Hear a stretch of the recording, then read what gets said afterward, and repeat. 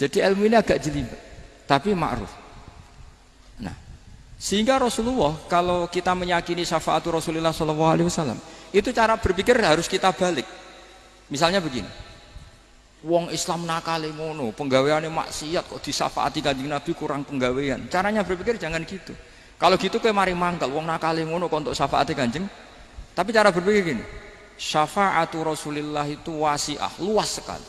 Syafaatul Rasulillah ghairu munhasirah, tidak terbatas. Syafaatul Rasulillah itu lebih sakti ketimbang dosanya umatnya. Semua ulama dulu kalau nyifati Allah juga gitu. Allahumma misalnya, maghfiratuka awsa'u min dzunubina. Ya, yang misalnya yang pakai mutakalim ya Allahumma maghfiratuka awsa'u min dzunubi wa rahmatuka arja inti min amali. Jadi jangan kitanya dulu. Kalau kitanya dulu kan nyifati kita dosa banyak. Itu sama ndak usah ngaku, sudah tahu semua. Tapi nyifati pertamanya apa? Allahumma maghfiratuka awsa'u min dzunubi wa rahmatuka arja inti min amali. Sehingga dari nyifati maghfiratullah yang wasi'ah, yang tidak terbatas, kemudian kita sah mengatakan bahwa ahlul maksiat pun mungkin atau berhak dapat ampunan. Sama syafa'atu Rasulillah itu ghairu munhasirah, syafa'atu Rasulillah itu wasi'ah, sehingga sahlah riwayat syafa'ati li ahlil kabair min ummah. Itu bukan menyangkut melegalkan kabirah, bukan menyangkut mengesahkan orang Islam dosa besar karena nanti dapat syafaatnya Rasul. Cara berpikir jangan gitu, nanti kamu mentasjek memberanikan orang melakukan maksiat berdasar iktimat syafaati Rasulillah. Itu jangan gitu, cara berpikir dibalik apa? Syafa'atu Rasulullah awsa'u wa awsa'u, sangat luas, sehingga saking luasnya sampai yang tukang maksiat saja kebagian. Sama rahmatnya Allah Ta'ala itu wasi'ah, rizkinya Allah ya wasi', sampai wong nganggur ya iso mangan. Nah begitu juga rahmatnya Allah Ta'ala itu wasi'ah, sampai wong sing sumpek utangnya akeh ya iso guyu.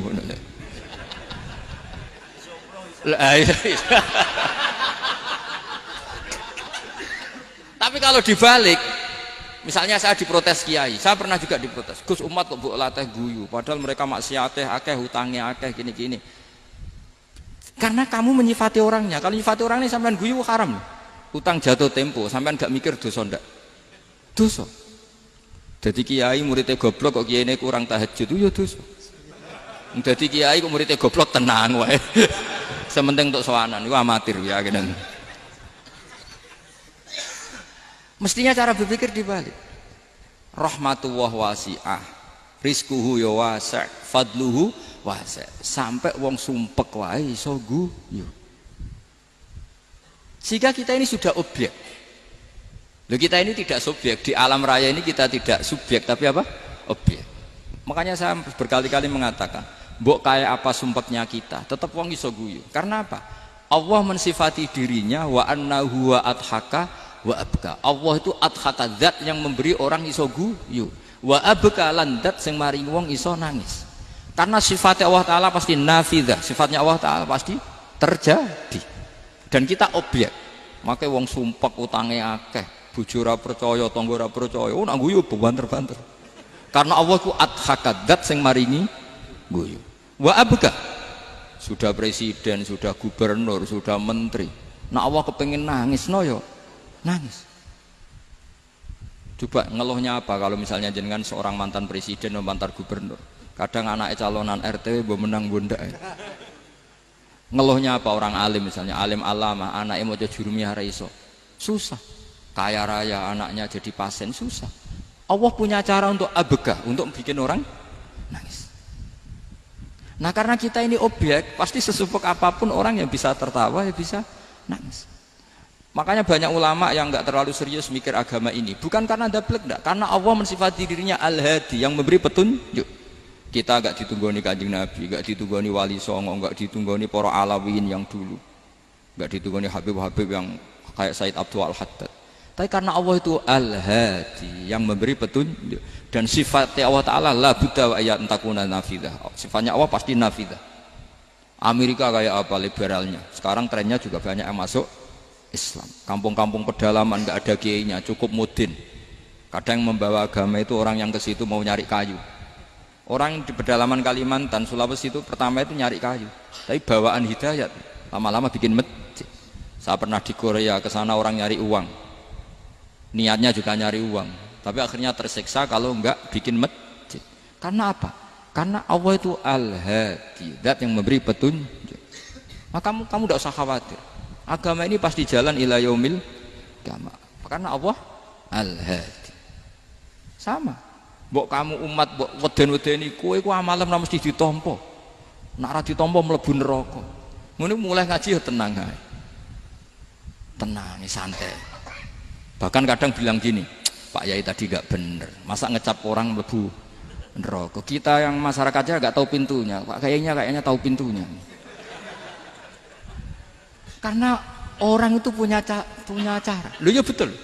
Orang Bedui itu kalau ngaji sama Nabi itu lebih unik timbang yang soleh, timbang yang pinter. Sehingga banyak ilmu itu ditemukan dari orang Bedui. Karena cara berpikir itu aneh. Kalau orang soleh, orang waras kan berpikirnya ada aneh, standar. Jadi orang Bedui itu aneh. Pernah suatu saat Rasulullah itu khutbah cerita kiamat. Wah, dahsyatnya kiamat kayak apa? Semua orang diam nangis semua. Orang Bedui enggak, lebih cerdas. Ini Nabi itu aneh, cerita kiamat kok udah ada tanggalnya ini gimana? Orang nangis semua karena dahsyatnya kiamat kayak gitu. Bumi dihancurkan, wus. Pantas sudah nangis dewi-dewi. Ya ono sing nangis pabrik banyune macam-macam ya. Ini kalau kiamat gimana ini perjalanan air kemasan saya kan orang mikir mikir dewi-dewi gitu. Tapi ini enggak. Orang Bedui cara berpikir tuh enggak. Malah ya Rasulullah mata sa'ah. Engkau itu cerita kiamat tapi enggak jelas tanggalnya. Kalau cerita kiamat ya harus jelas dong kapannya. Jadi unik. Jadi cara berpikir sahabat kaget semua loh. Kaget.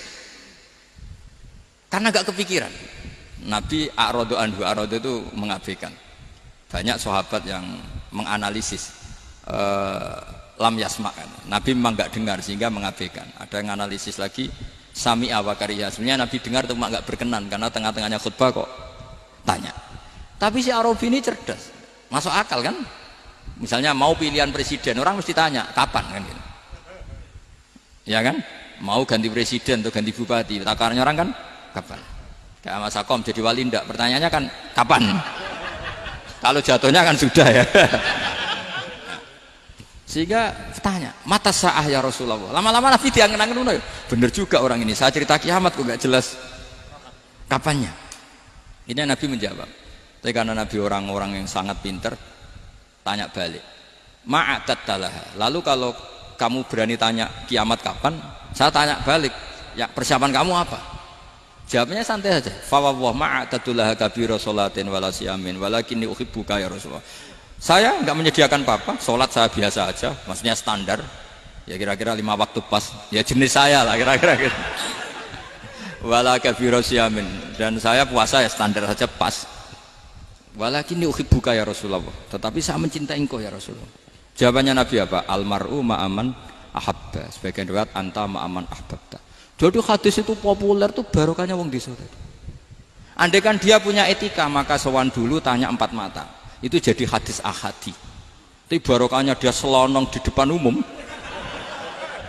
Zaman Nabi khutbah itu jadi hadis mutawatir.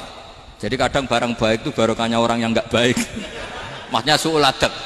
Tanya gitu kan su'ul, tapi itu barokah. Akhirnya hadis itu mutawatir karena didengar ribuan sahabat yang mendengarkan khutbahnya Rasulullah. Tapi kalau hadis itu satu-satu kan khossoni bidzalika Rasulullah, khossoni bidzalika Rasulullah, itu nanti jadi hadis ahadi yang kualitasnya jauh di bawah hadis mutawatir. Jadi barokahnya orang su'ul adab itu ya ada karena Allah yang mendesain ini. Akhirnya kata sahabat, kata Anas bin Malik, mereka itu mangkelnya bukan main sama Arabi tadi karena tanya nggak sopan sama Rasulullah.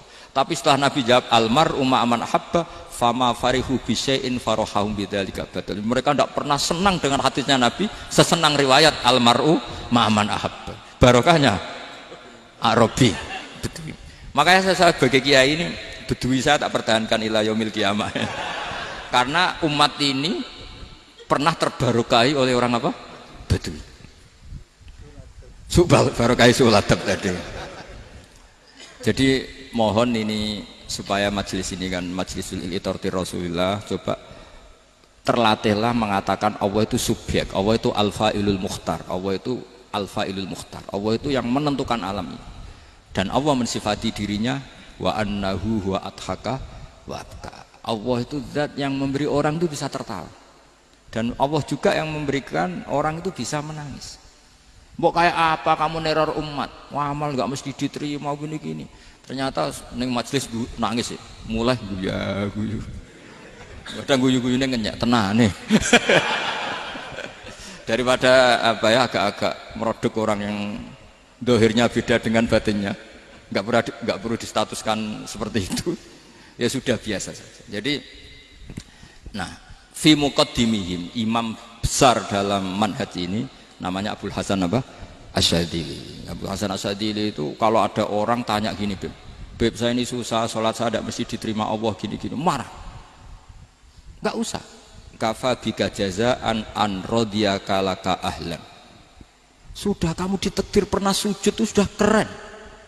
Saya itu andaikan dapat kabar dari malaikat bahwa sholat kamu tidak diterima, saya tidak susah. Bukan karena sombong. Pernah ditakdir sholat sujud ning Allah itu keren. Kayak apa malunya kita ketemu Allah kemudian kita di bumi tidak pernah sujud. Makanya cara Abul Hasan Asyadzili kowe ora usah mikir sholat ditampa taro, ora usah mbok mikir. Kowe ditakdir tahu sujud itu hebat. Kafa bika jazaan an radiyaka laka ahlan. Cukup kamu mendapat balasan dari Allah, kamu pernah ditakdir sujud. Gak perlu ngaji alim alama, gowo sawi ngalor ngidul jalalain keren. Paling gak malaikat pernah melihat kamu, wah gowo tak kitab kuwedi. Gak penting paham, gak penting. Karena isra bakat paham nama. Jadi Abul Hasan Asyadzili adalah orang yang, dan itu Al-Hasani ya, dan itu Al-Hasani. Makanya macam-macam, kita yang Al-Husaini sudah kita punya Faqih Muqaddam, punya banyak. Di Al-Hasani yang paling populer diantaranya adalah Abul Hasan Asyadzili. Beliau itu kalau ngendikan sesuatu itu positif terus. Termasuk itu ketika ada orang resah sholat saya diterima ndak, kata beliau wes sing support nang ditakdir tahu sujud. Saya itu sebetulnya kadang-kadang nyumiris, wes sholatku tompo ta ora, tapi saya sangat sadili. Sangat-sangat sadili. Saya nggak pernah berdoa ya Allah ibadah kami jenengan terima ndak, karena takut kalau doa gitu keterusan itu terus ditompo ora ya. Akhirnya keterusan gitu. Akhirnya ngenes. Masa orang pernah sujud ngenes? Lama-lama gini setan masuk. Apa artinya saya sujud ternyata gak diterima? Lu wong kawula kok iskal tentang pernah sujud. Itu kan ibarat gini, kamu ngasih uang sama orang tua kamu, misalnya Habib Soleh ngasih uang Habib Ali, terus apa artinya tak kasih, kemudian beliau tidak terima kasih, itu kan lucu. Terima kasih tidak terima kasih, seorang anak ngasih orang tua itu keren. Makanya saya bangga dengan Habib Soleh ketika beliau mengumrohkan Habib Ali, sudah mendaftarkan haji Habib Ali. Gak usah mikir diterima apa enggak. Wes keren, itu sudah perilaku yang keren, yang hebat. Makanya saya sering tuh, ada orang mau cerai tanya saya, Gus saya ini cerai gak, istri saya kurang ajar gini. Gak usah. Tapi bojo kula judes. Uang di bojo itu wes keren, paling gak kowe ra darani jomblo.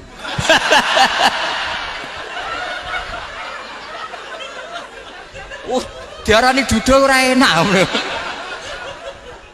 Wes luwe sabar di diarani duda mek diarani bojo judes. Enak bojo judes cek gagah. Di bojo lah. Oh, provokator itu. Jadi kafabika jazaan an radiyaka laka ahlan, sudah ditakdir pernah sujud itu sudah keren. Dulu ulama ala hadan nampak. Ulama dulu cara berpikir seperti itu. Makanya ulama dulu kalau nafsiri wasjud waqtarib sudah pernah sujud. Di Quran enggak pernah ada ayat wasjud lan sujudo sira ingkana kada wa kada ing kunta mutayakinan biqabuli sujudi. Kan ada sujud ya sujud saja, tidak usah mikir makbul apa tidak makbul. Sudah kalau sujud pasti waqtarib. Terus saya sebenarnya ya sebagai orang ya kadang wedi, salatku ditampa ta ora. Tapi kalau keterusan nanti ada was-was yang mengatakan opo artine sholat. Lu tuh kan ngeri seorang hamba sing uripe ning bumine Allah kemudian menyoal pernah sholat hanya karena takut gak diterima. Itu kan geblek banget. Nah, saya jenis kiai yang di partai itu. Saya enggak tahu kalau keneng dikom. Sedih umat masa kamu gak ono keren blas. Jadi nah nanti kalau misalnya ada manhajnya Habib Soleh yang tidak seperti itu tidak apa-apa, mungkin supaya orang nggak takabur, nggak fakhr, sehingga makanya mulai dulu lama itu ya partainya kalau nggak rojak ya khauf. Nah saya ini yang jelas terang-terangan ikut partai rojak saja, apa? Partai rojak, karena banyak yang sudah di partai khauf. Tapi saya rojak yang bil ilmi tadi.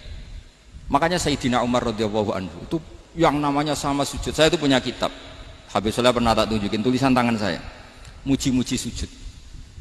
Sayyidina Umar ketika ditusuk seorang gila itu Majusi, Abu Lu'lu' terkenalnya itu Hulamul Mughirah terkenalnya, ditusuk, dia sahabat, beliau sahabat wali.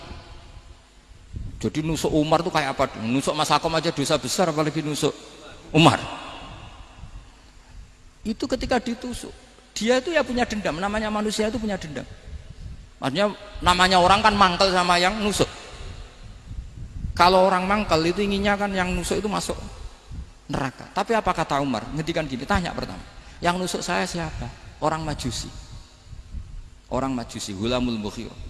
Alhamdulillah alladzi lam yaj'al maniyati biyadi rajulin lam yasjud laka sajdatan yuhaju biha indaka yaumal qiyamah.